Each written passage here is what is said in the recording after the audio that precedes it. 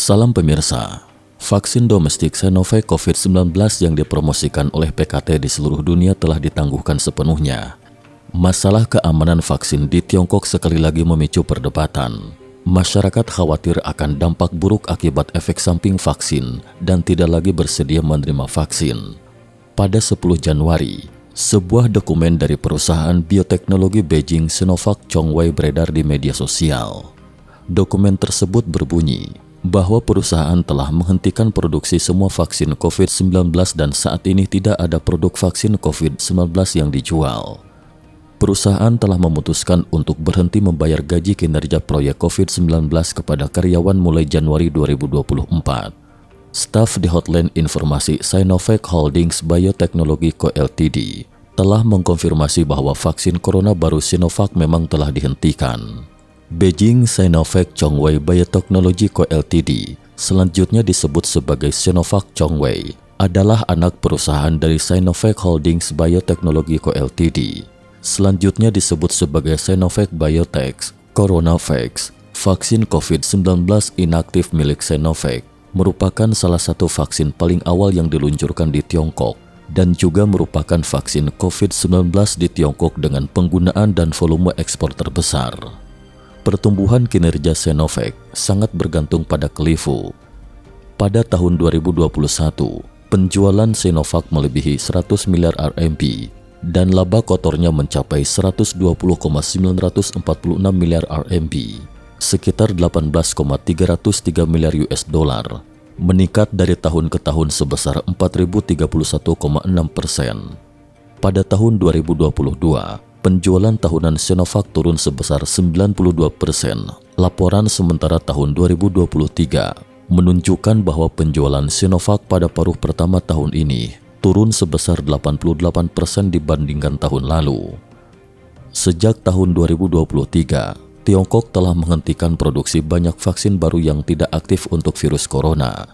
Tiongkok akan meluncurkan sejumlah vaksin XBB, Omicron subtipe mutasi strain, seperti vaksin mRNA, Omicron Vaccine. Namun kemauan masyarakat Tiongkok untuk mendapatkan vaksinasi mengalami penurunan yang signifikan. Beberapa orang di industri vaksin Tiongkok mengatakan bahwa masyarakat sekarang tidak mau menerima vaksinasi dan pemerintah belum secara jelas menetapkan target wajib untuk mempromosikan vaksinasi. Banyak provinsi dan kota memiliki sedikit insentif untuk membeli vaksin. Kalaupun ada perusahaan yang memproduksinya, akan sulit menjualnya. Masyarakat mengeluarkan efek samping dari penggunaan vaksin COVID-19 dalam negeri pasca peluncuran vaksin Sinovac. Efektivitas dan keamanannya dipertanyakan di dalam dan luar negeri. Banyak orang yang mengeluh di media sosial tentang efek samping setelah disuntik vaksin virus corona baru, seperti campak, leukemia, diabetes, dan lain-lain, dan mempertanyakan apakah banyaknya kematian mendadak tersebut terkait dengan vaksin tersebut. Chiang Yong, nama samaran, seorang penduduk Nangtong Jiangsu, mengatakan kepada The Epoch Times pada tanggal 11 Januari 2024 bahwa lebih dari seluruh kerabatnya meninggal sekitar setahun setelah mereka menerima vaksin. Chiang Yong mengatakan bahwa pamannya dibawa oleh komite desa untuk mendapatkan vaksinasi pada Juli 2022. Ketika dia kembali, dia mengatakan dia merasa tidak nyaman dan meninggal di rumah pada malam hari. Bibi saya pusing setelah minum vaksin dosis ketiga pada tanggal 20 Oktober 2023. Suatu pagi ketika dia bangun di luar, dia sangat pusing hingga bersandar di dinding. Putranya mengirimnya ke rumah sakit yang berjarak 1 jam. Rumah sakit mendiagnosis dia mengidap penyakit otak. Pendarahannya sangat parah sehingga tidak ada gunanya lagi diselamatkan. Dia meninggal pada malam yang sama ketika dia dibawa pulang. Paman dari sepupu Chiang Yong menerima dosis kedua vaksin. 15 hari kemudian, dia tiba-tiba menderita trombosis sistemik. Dia diselamatkan setelah 6 jam resusitasi. Cucu bibinya baru berusia 16 tahun dan meninggal karena pendarahan otak setelah divaksinasi. Sepupu Chiang Yong menderita kanker nasofaring stadium akhir setelah divaksinasi. Kanker nasofaring relatif mudah diobati dan sepupunya menjadi lebih baik setelah pengobatan. Pamannya didiagnosis menderita limfoma setelah mendapat suntikan vaksin Sinovac. Putri bibinya didiagnosis menderita limfoma stadium lanjut setelah menerima dosis ketiga vaksin Sinovac. Chiang Yong mengatakan, dari usia remaja hingga puluhan tahun, berbagai penyakit bisa muncul setelah vaksinasi, seperti diabetes, leukemia, mielopati, dan anemia. Lagi pula penyakitnya banyak sekali. Mereka dalam keadaan sehat sebelum divaksin. Mengapa banyak orang yang sakit dan meninggal setelah divaksin? Kami tidak bisa mendapatkan evaluasi medis, jadi kami hanya bisa curiga, kata Chiang Yong. Tidak ada kerabat Chiang Yong yang melaporkan kematian atau penyakit, juga tidak meminta evaluasi.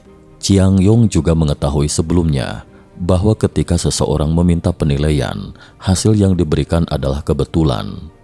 Evaluasinya menyatakan tidak ada kaitannya dengan vaksin COVID-19, melainkan penyakit atau kematian seperti pendarahan otak, hanya waktu yang kebetulan.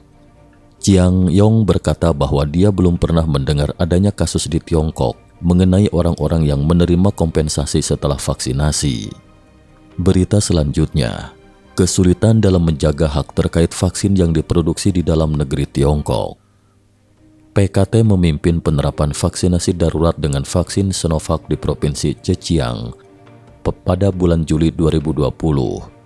Saat itu, vaksin tersebut belum disetujui untuk dipasarkan dan sedang menjalani uji klinis tahap 3 di luar Tiongkok.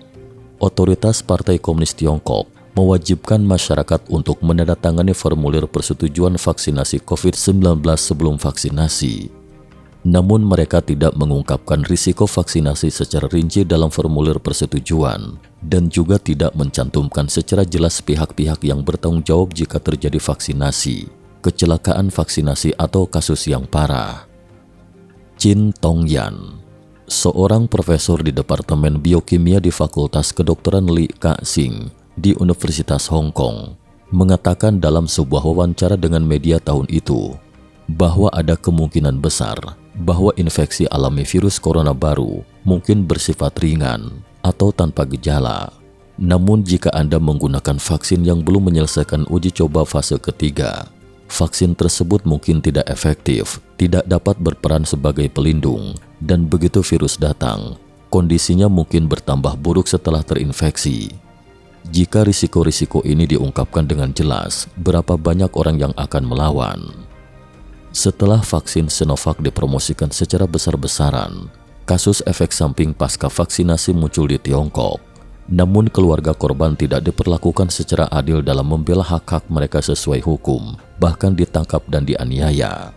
Li Poi, seorang gadis berusia 12 tahun dari Provinsi Henan, mengalami komplikasi demam tinggi 2 hari setelah menerima vaksin Sinovac pada Oktober 2021 dan meninggal setelah penyelamatan yang tidak efektif.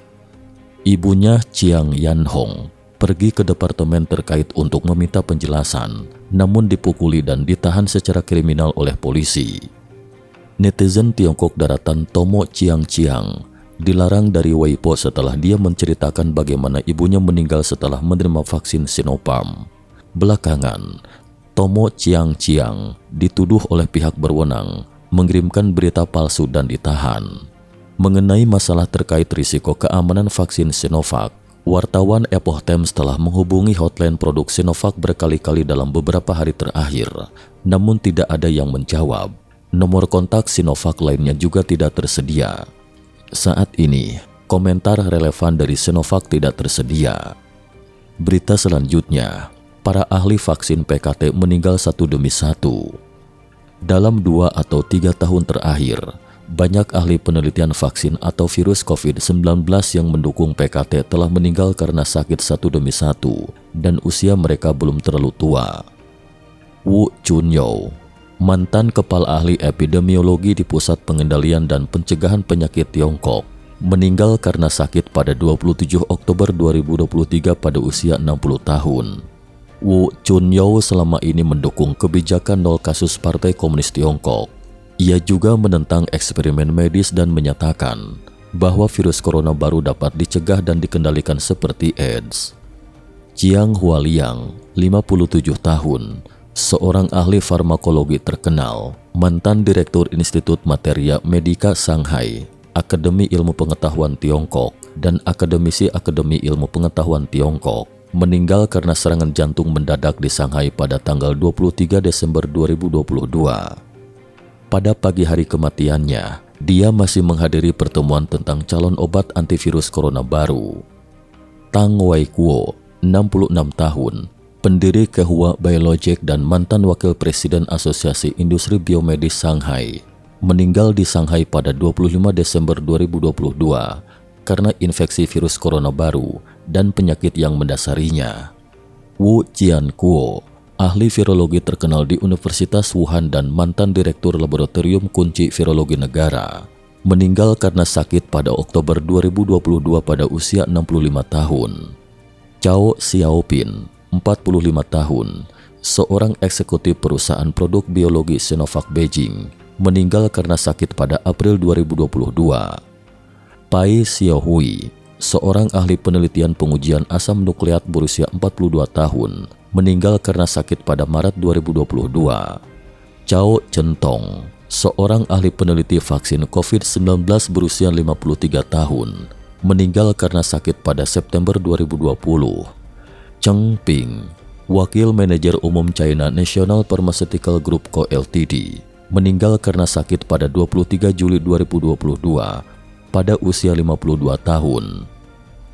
Beberapa warganet Tiongkok mengajukan pertanyaan, apa yang terjadi jika para ahli penelitian vaksin COVID-19 meninggal satu persatu?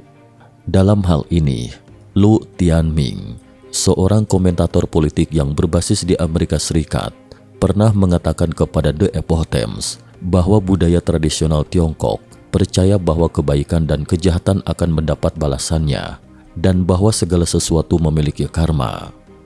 Para ahli vaksin PKT ini, karena kepentingan dan kebutuhan politik, mendukung kebijakan vaksin PKT dan menipu masyarakat.